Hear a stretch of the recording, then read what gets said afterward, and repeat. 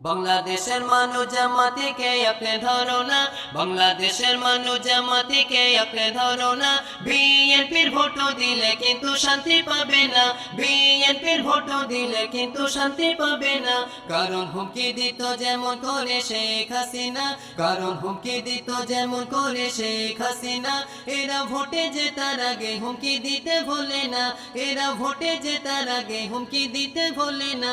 বাংলাদেশের মানুষ জামাতিকে আঁকড়ে ধরো না, বাংলাদেশের মানুষ জামাতিকে আঁকড়ে ধরো না।